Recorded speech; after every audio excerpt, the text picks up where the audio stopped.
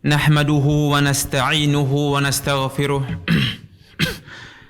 wa na'udzu billahi min sururi anfusina wa sayyiati a'malina may yahdihillahu fala mudilla lahu wa may yudlil fala hadiya lahu asyhadu an la ilaha illallah wahdahu la syarika lahu wa asyhadu anna Muhammadan abduhu wa rasuluh. Ya ayyuhalladzina amanu taqullaha haqqa tuqatih wa la tamutunna illa wa antum muslimun. Ya ayyuhalladzina amanu taqullaha wa qulu qawlan sadida yuslih lakum a'malakum wa yaghfir lakum dhunubakum wa may yuti'illaha wa rasulahu faqad faza fawzan 'aziman amma ba'du. Fa inna asdaqal hadisi kitabullah wa khairal hadi Muhammadin sallallahu alaihi wa ala alihi wasallam wa syarrul umuri muhdatsatuha wa kullu muhdatsatin bid'ah wa kullu bid'atin dhalalah wa kullu dhalalatin finnar. Jamaah kaum muslimin, para pemirsa dimanapun Anda berada, alhamdulillah senantiasa kita memuji Allah Subhanahu wa Ta'ala atas limpahan rahmat, taufik kepada kita semuanya, sehingga pada hari ini, di hari yang penuh berkah, hari Jumat, kita bisa bersama-sama mempelajari, mengkaji kehidupan orang-orang teladan, orang-orang soleh yang pernah diutus oleh Allah Subhanahu wa Ta'ala ke muka bumi ini. Dan yang kedua, selawat teriring salam senantiasa kita curahkan kepada Nabi kita Muhammad sallallahu alaihi wa ala alihi wasallam beserta keluarga-keluarga beliau, para sahabat beliau, dan juga orang-orang yang senantiasa mengikuti sunnah beliau hingga akhir zaman. Amin. Jamaah kaum muslimin, para pemirsa rahimani wa rahimakumullah. Insyaallah pada siang hari ini kita masih melanjutkan mengisahkan kehidupan orang-orang teladan dari kalangan para rasul dan para nabi-nabi Allah Subhanahu wa Ta'ala yang mereka diutus ke muka bumi ini untuk membimbing umat manusia ke jalan surganya Allah Subhanahu wa Ta'ala, agar mereka mengenal Sang Pencipta, agar mereka mengetahui mengapa mereka diciptakan ke muka bumi ini. Maka Allah mengutus para utusannya, para rasul. Dan insya Allah pada siang hari ini kita akan mengisahkan yakni kisah Nabiullah Daud alaihissalam. Berkata muallif rahimahullahu ta'ala, zikru nabiyillahi Dawud fi kitabillahi tabaraka wa ta'ala sita asyrata marwatan. Allah menyebutkan kisah Nabi Daud dalam Al-Quran sebanyak yakni 16 kali. Wa qattalat muddatu mulkihi salawatullahi wa salamu alaihi hatta qalu innaha balagat 40 sanah. Dan sungguh yakni kerajaan, kekuasaan Nabi Daud sangat lama, sehingga disebutkan beliau berkuasa di muka bumi di zaman beliau selama 40 tahun sebagai raja dan juga sebagai Rasul Allah Subhanahu wa Ta'ala. Namun jemaah kaum muslimin, para pemirsa dimanapun Anda berada, sebelum kita mengisahkan tentang kisah Nabi Daud, terlebih dahulu kita lihat ke belakang. Dan ini awal mula munculnya atau diutusnya Nabi Daud alaihissalam. Yang mana ketika Allah Subhanahu wa Ta'ala mengutus Nabi Musa kepada kaumnya Bani Israel. Ya. Allah muliakan Bani Israel dengan Nabi Musa alaihissalam, yang pada akhirnya Allah menyuruh Bani Israel bersama Nabi Musa dan juga Nabi Harun alaihissalam untuk menaklukkan kota Palestina atau Baitul Maqdis. Allah menyuruh Bani Israel untuk masuk kota Palestina, untuk mengusir orang-orang kafir yang tinggal di Baitul Maqdis. Namun Bani Israel dengan pembangkangan mereka menolak ajakan Nabi Musa alaihissalam untuk berperang melawan orang-orang kafir. Dan Allah kisah dalam Al-Quran, dalam surah Al-Ma'idah, Allah berfirman, "Udkhul ardal muqaddasata allati kataballahu lakum wa la tartaddu ala adbarikum fatanqalibu khasirin." Maka Allah berfirman, wahai Bani Israel, masuklah Baitul Maqdis, bumi yang Allah sucikan, Allah muliakan untuk kalian, dan jangan kalian berpaling dari peperangan, sehingga kalian termasuk orang-orang yang merugi. Maka apa kata Bani Israel ketika Allah mengajak mereka untuk berperang? Dan juga Allah menyuruh Nabi Musa dan Harun untuk mengajak Bani Israel untuk berperang, menaklukkan Baitul Maqdis, kota Palestina. Qalu, mereka menjawab, "Ya Musa, inna fiha qauman jabbarin wa inna lan nadkhulaha hatta yakhruju minha. Fa in yakhruju minha fa inna dakhilun." Maka berkata Bani Israel kepada Musa alaihissalam, "Wahai Musa, sesungguhnya di Palestina, di Baitul Maqdis ada qauman jabbarin, orang-orang yang pembangkang, orang-orang kafir. Dan sesungguhnya kami," kata Bani Israel, "tidak akan masuk kota Palestina hatta yakhruju minha, sampai mereka keluar dari Palestina.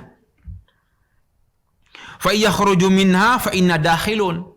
Kata Bani Israel, kalau mereka orang-orang kafir sudah keluar dari kota Palestina, maka kita akan masuk. Ya. Kita akan masuk. Mereka juga mengatakan, "Ya Musa, inna lan nadkhulaha abada ma damu fiha fadhhab anta wa rabbuka faqatila inna hahuna qaidun." Wahai Musa, sesungguhnya kami tidak akan masuk Baitul Maqdis jika mereka orang-orang kafir masih di Palestina. Fadhhab anta wa rabbuka. Ini ucapan orang-orang Bani Israel. Wahai Musa, pergilah kamu bersama Rabbmu dan juga Harun untuk berperang. Faqatila, untuk berperang. Inna hahuna qaidun. Adapun kami, Bani Israel, tunggu di sini jadi penonton.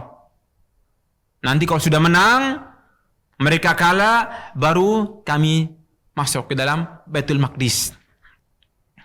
Maka jamaah kaum muslimin, ketika Nabi Musa melihat pembangkangan Bani Israel, ketika diajak oleh Allah Subhanahu wa taala untuk menaklukkan Baitul Maqdis, mereka enggan, maka Musa berdoa kepada Allah, minta kepada Allah.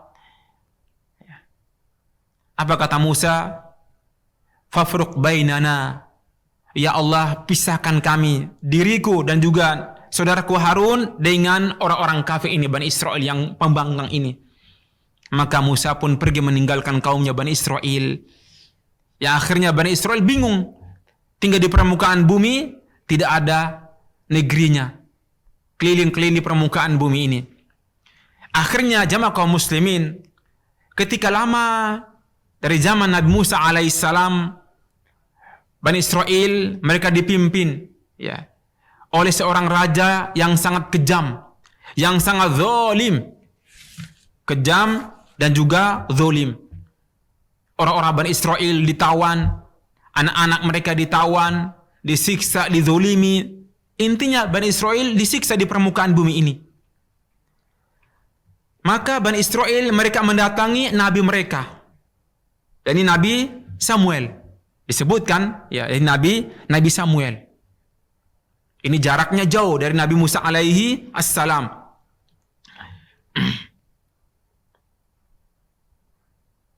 Mereka minta kepada Nabi Samuel untuk agar Allah Subhanahu wa taala mengutus kepada mereka atau mengirim seorang raja. Seorang raja yang kuat, yang gagah. Nanti mereka berperang bersama raja tersebut untuk membasmi orang-orang kafir, raja yang zalim tersebut.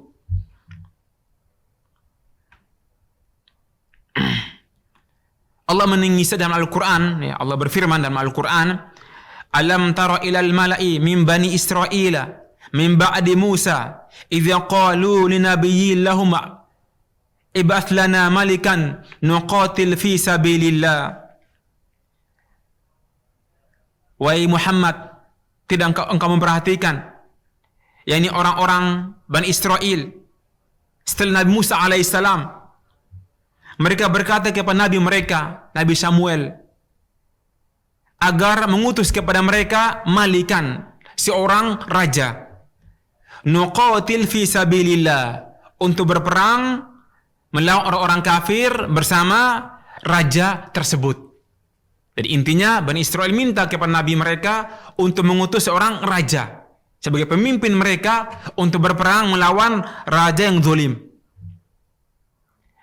Raja itu adalah yakni Jalut, yang sangat kejam, bengis, sangat kufur kepada Allah Subhanahu wa taala.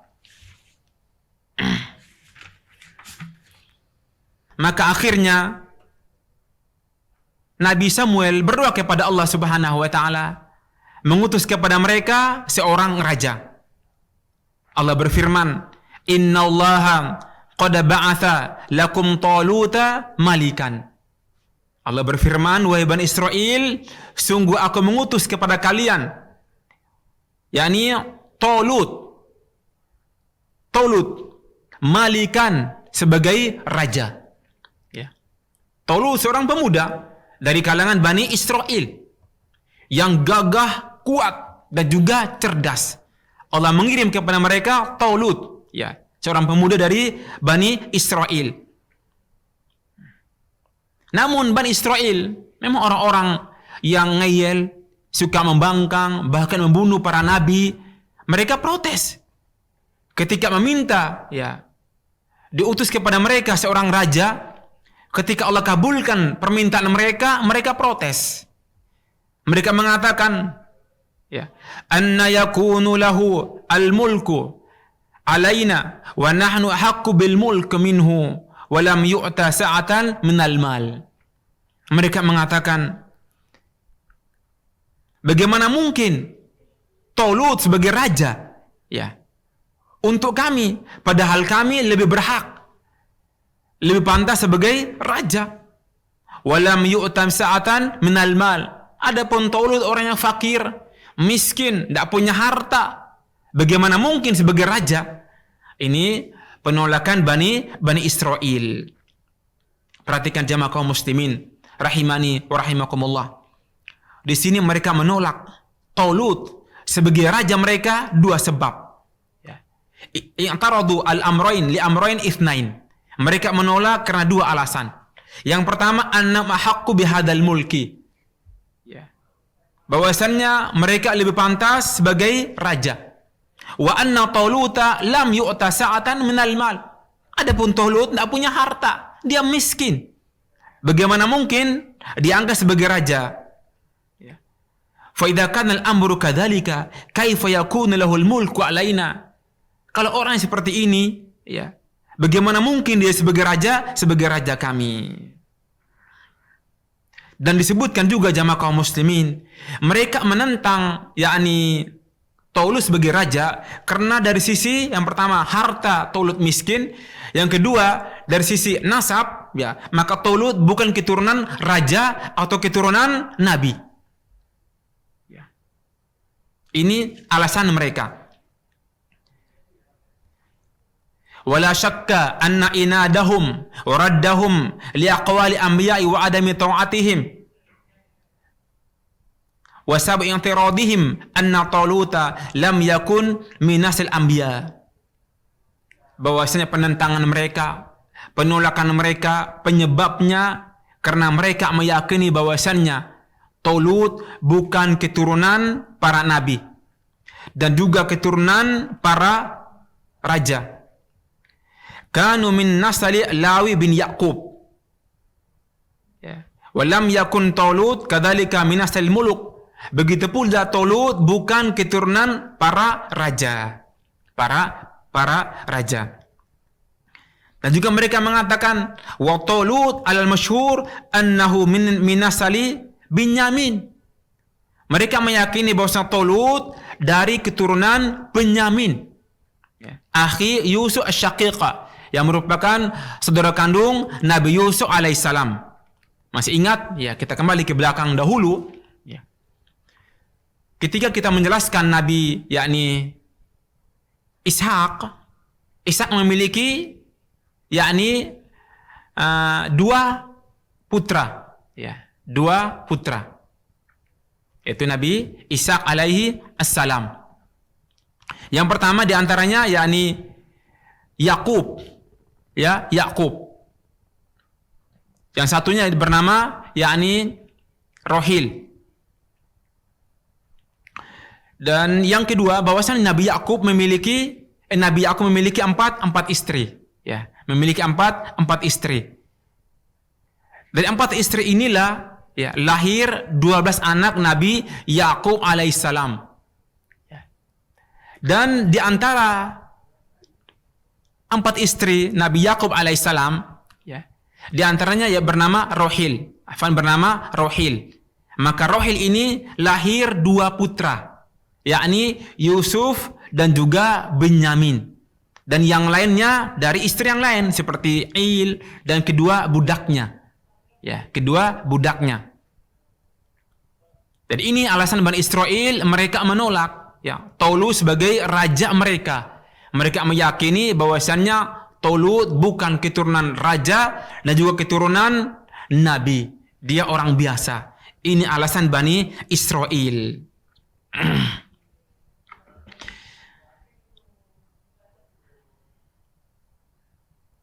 Maka jamaah kaum muslimin rahimani wa rahimakumullah, akhirnya Allah Subhanahu wa taala memilih Talut sebagai raja mereka dan mereka taat kepada Talut sebagai raja mereka walaupun hati mereka dongkol. Maka akhirnya Allah pun mengabulkan harapan mereka untuk berperang berjihad melawan raja yang zalim, yakni siapa? Ya, tadi Jalut, raja yang kejam, zalim. Maka Talut mulai mengumpulkan pasukan Bani Israel untuk berjihad, ya, untuk menghabisi orang-orang kafir, terutama Raja Jalut yang sangat kejam. Maka jamaah kaum muslimin rahimani rahimakumullah, ketika mereka berjalan membawa pasukan yang begitu banyak jumlah mereka, ya, dan disebutkan jumlah mereka sekitar yakni 300.000 pasukan. Ya. 300.000 pasukan yakni Talut awalnya. Dalam perjalanan maka berkata Talut kepada kaumnya, "Innallaha mubtalikum binahar." Wahai pasukanku, wahai Bani Israel, sesungguhnya Allah Subhanahu wa taala mubtalikum, menguji kalian, menguji iman kalian. Apa kalian taat kepadaku atau membangkang kepada perintahku? Ini ucapan siapa? Talut. Faman syariba minhu falaisa minni. Allah mengatakan, barang siapa yang minum ya sungai tersebut, maka dia bukan pengikutku, ya, bukan umatku. Wa man lam yat'amhu, dan barang siapa yang tidak meminumnya, fa innahu minni, maka dia termasuk pengikutku yang setia. Ini Allah ingin menguji Bani Israel ketika mereka berjihad, berperang. Di hadapan mereka ada sungai yang harus mereka nyeberangi. Namun mereka sangat haus sekali. Sangat haus. Allah menguji agar mereka tidak minum sungai tersebut. illa man iqtarafa ghurfatan biyadihi, kecuali orang yang hanya menyeduk dengan tangannya, itu boleh untuk minum, sekedar minum. Namun apa yang terjadi jamaah kaum muslimin? Fasharibu minhu, kebanyakan pasukan Talut mereka minum, illa qalilan minhum, kecuali sedikit yang tidak minum.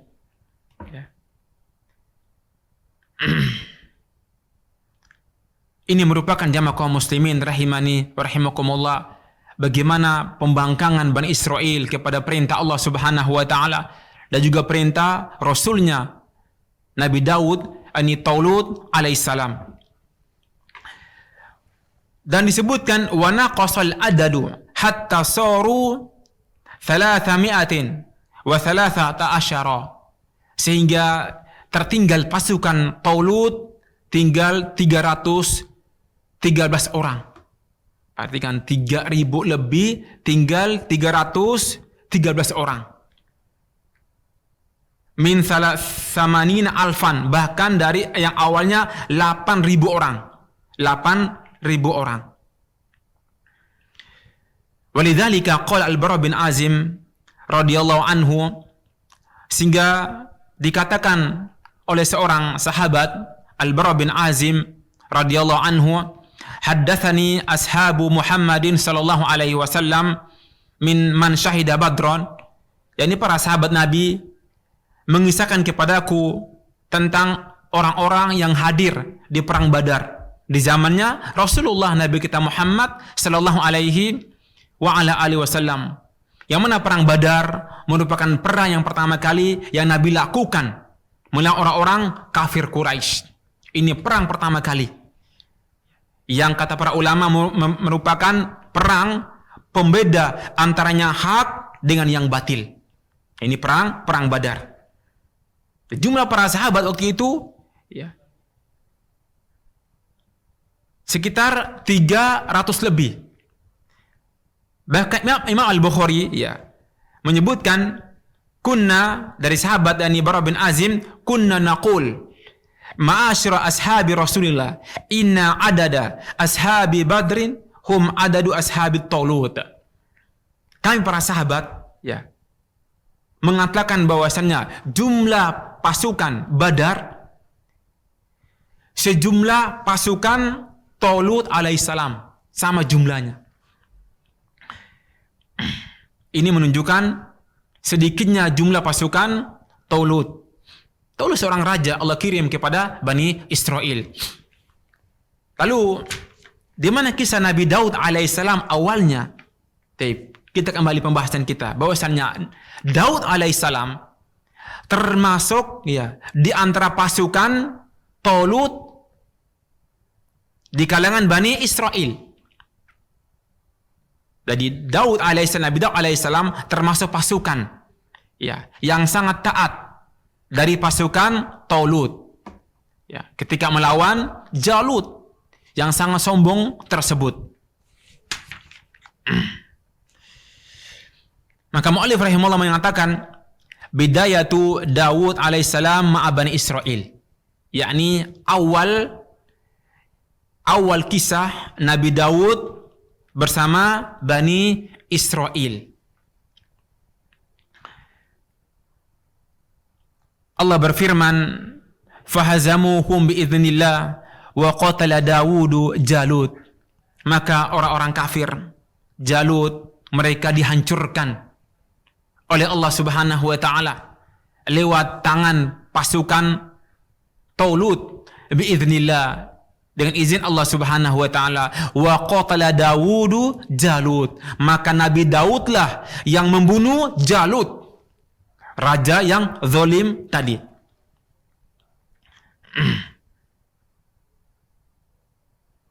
Dan dikisahkan jamaah kaum muslimin, para pemirsa rahimani wa rahimakumullah, wa dzukira anna Dawuda innama hadhar al-qital ma ikhwatihi wa kanu thalatha. Disebutkan bahwasanya Daud termasuk orang yang hadir bersama saudara-saudaranya. Jumlah mereka 3. Daud bersama 2 saudaranya, 3 orang. Wa kana Daudu saghiran, Adapun Daud masih kecil, sangat muda. Fi dzalikal waqt, di zaman tersebut. Lahu sab'a asrata sana faqat. Usia beliau Nabi Daud masih 17 tahun. Masih sangat muda. Dan ini kata para ulama sebelum Daud diangkat sebagai nabi, masih pemuda biasa. Masih pemuda biasa dari kalangan Bani Israel. Dalam pasukan Talut. Falamma dakhala hadhihi al-ma'raka, ketika Daud masuk berperang di pertempuran ini bersama Talut, qila, disebutkan, inna Jaluta kharaja ilaihim, bahwasanya Jalut, raja yang kejam ini dengan pasukannya, maka Jalut keluar dari pasukan. Wa qala, maka berkata Jalut, man yubarizuni, wahai pasukan Talut, siapa di antara kalian yang siap adu tanding? Adu tanding 1 lawan 1 denganku. Perhatikan, yakni Jalut minta adu tanding. Dan ini merupakan jamaah kaum muslimin kebiasaan perang di zaman dahulu. Lihat di perang Badar. Ketika orang-orang kafir Quraisy mereka bertemu kaum muslimin di Badar, mereka minta adu tanding 1 lawan 1. Di perang Uhud dan perang-perang yang lainnya. Maka Jalut ini minta adu tanding. Dia mengatakan, man yubarizuni, wahai pasukan Talut, siapa di antara kalian yang siap adu tanding denganku? Fatahadda nasu, manusia pun tenang. Ya. Faqama Dawudu, maka Daud bangkit. Masih muda. Berapa tahun tadi? 17 tahun. Faqama Daud, maka Daud bangkit. Waqal, dan mengatakan, ana lahu, akulah orangnya yang siap melawan Jalut. Fa asfaqa alaihi Talut, maka Talut terkejut, kaget. Ini Daud masih kecil kok siap melawan Jalut. Wa qala, berkata Talut, innaka saghirun. Wahai Daud, kau masih kecil. Kamu tidak boleh, masih kecil, melawan Jalut. Qal, maka berkata Daud, bal ana lahu, justru akulah yang siap melawan, yakni Jalut. Qal innaka saghirun, berkata Talut, kamu masih kecil. Qal ana lahu, aku siap melawannya. Akhirnya berkata Talut, ukhruj, ayo keluar, maju kamu. Ya. Wa dzukir anna Taluta qala lahu, maka ketika mereka bertemu antara Daud dengan Jalut, maka berkata Daud alaihissalam, berkata Nabi Daud alaihissalam kepada Jalut, in qataltuhu, berkata yakni Talut, ya, berkata Talut kepada Nabi Daud alaihissalam, in qataltahu fa anta al-maliku ba'di. Maka berkata Talut, wahai Daud, jika engkau berhasil membunuh yakni Jalut, fa antal maliku ba'di, engkaulah sebagai raja setelahku. Dan juga wa uzawwijuka ibnati, bahkan aku menikahkan kamu dengan putriku. Masya Allah, dua yakni busyra, kabar gembira.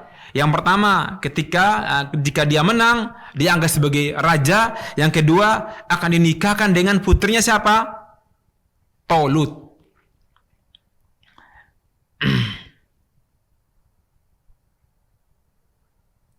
Fa kharaja Daudu alaihissalam ilaihi, maka Nabi Daud pun keluar. Falamma wajahu nadra ilaihi Jalut, ketika sudah hadapan, maka Jalut pun melihat Daud. Wa qala, berkata Jalut, anta saghirun, kaifa tujri'u an tuqatiluni? Kamu masih kecil, mana mungkin kamu berambisi untuk membunuhku? Ya, ini Jalut menghina Daud alaihissalam. Kamu masih kecil, bagaimana mungkin berambisi atau mampu membunuhku?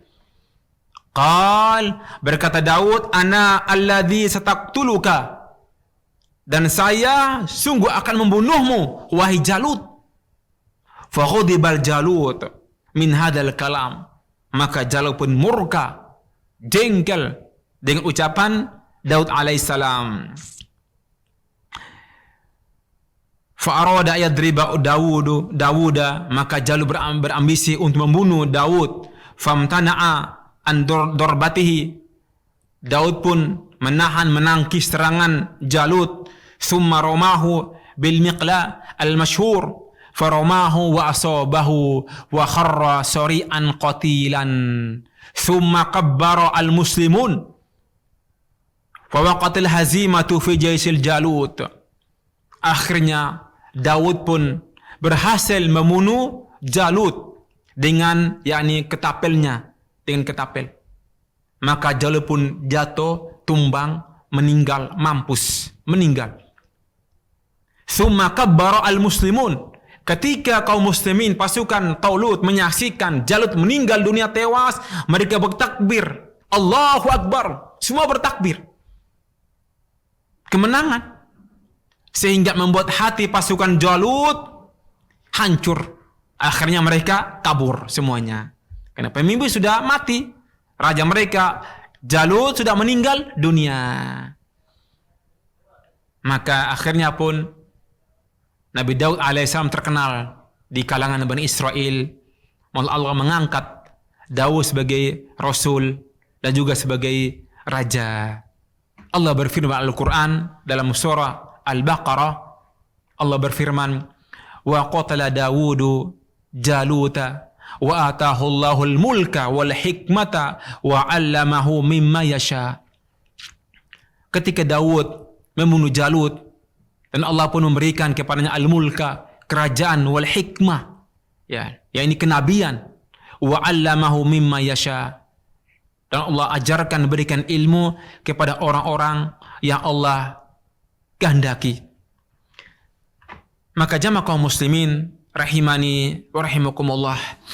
Dan di sini banyak riwayat yang menyebutkan tentang keutamaan Nabi Daud alaihissalam ketika diangkat sebagai rasul dan juga sebagai raja.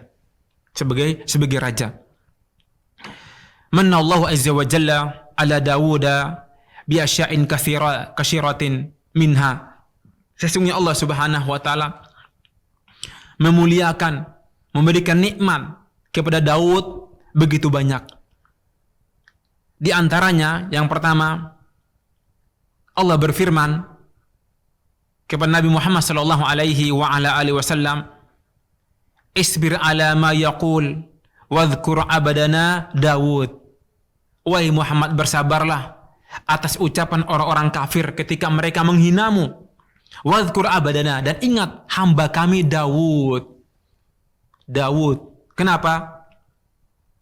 Fadzakkarahu bi Daud li'annahu kana sabiran. Iqtadi bi Daud. Maka Allah mengingatkan Rasulullah dengan Nabi Daud, orang yang sabar ketika diuji, ketika dihina. Maka ikutilah Daud dalam sifat sabarnya. Ini keutamaan yang pertama. Dan yang kedua, keutamaan Nabi Daud alaihissalam, Allah berfirman, "Wadhkur abadana Dawuda dzal aid." Dan ingatlah hamba kami Daud dzal aid, yang memiliki kekuatan, yang gagah. Wa wasafallahu annahu kana qawiyan. Allah mensifati Nabi Daud orang yang kuat, perkasa. Fi ta'atillahi, dalam ketaatan kepada Allah Subhanahu wa taala.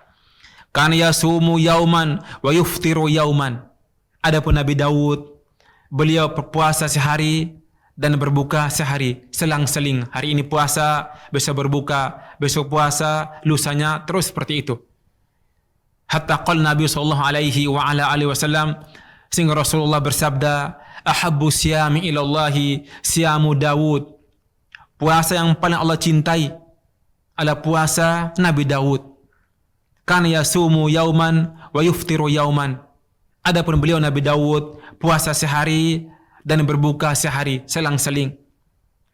Dan juga Nabi melanjutkan, wa habbus salati ilallahi salatu Daud. Adapun salat yang paling utama di sisi Allah Subhanahu wa taala, salat Nabi Daud alaihissalam, kana yanamu nisfal lail wa yaqumu thuluthahu wa yanamu sudusahu.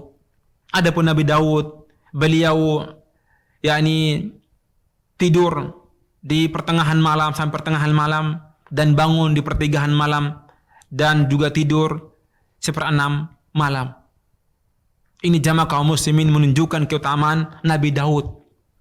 Allah berikan kekuatan untuk beribadah kepada Allah, untuk amar ma'ruf nahi mungkar, untuk salat, untuk berpuasa, ya. Sehingga Nabi mensifati tentang puasa yang paling baik, yang paling dicintai oleh Allah Subhanahu wa taala, puasa Nabi Daud alaihissalam. Ya. Maka jamaah kaum muslimin rahimani wa rahimakumullah, dan syariat ini ya diperintahkan oleh Rasulullah. Oleh Rasulullah. Nah, kita dianjurkan, disunnahkan untuk puasa. Nabi Daud alaihissalam sehari berpuasa, sehari berbuka. Dan juga yang ketiga jamaah kaum muslimin, di antara keutamaan Nabi Daud alaihissalam, yakni Allah berfirman, "Inna sakharnal jibala ma'hu yusabbihna bil 'ashyi wal israq." Tsumma qala wat tayra mahsyuratan kullu lahu awwaba. Jadi Allah berfirman ketika menyebutkan tentang keutamaan Nabi Daud alaihissalam, dan sungguh kami tundukkan gunung-gunung, burung-burung, semua bertasbih kepada Allah Subhanahu, bertasbih bersama Nabi Daud alaihissalam di waktu petang dan juga di waktu pagi. Wa tayra mahsyuratan kullu lahu awaba, dan semua burung-burung pun berkumpul di hadapan Nabi Daud dan juga bertasbih kepada Allah Subhanahu wa taala. Ini menunjukkan keutamaan Nabi Daud alaihissalam. Dan juga Allah berfirman dalam Al-Qur'an, "Wa laqad atayna Dauda minna fadla." Dan sungguh kami berikan kepada Nabi Daud keutamaan. Maka Allah berfirman, "Ya jibalu awbi ma'hu wat-tayr wa 'alanna lahul hadid." Wahai gunung-gunung, wahai burung-burung, bertasbihlah bersama Daud. Dan juga Allah berfirman, "Wa 'alanna lahul hadid." Kami lunakkan untuk Nabi Daud besi yang keras, ya. Allah lunakkan untuk Nabi Daud alaihissalam. "Ani'mal sabighatin wa qaddir fi sarda wa amalu solihah."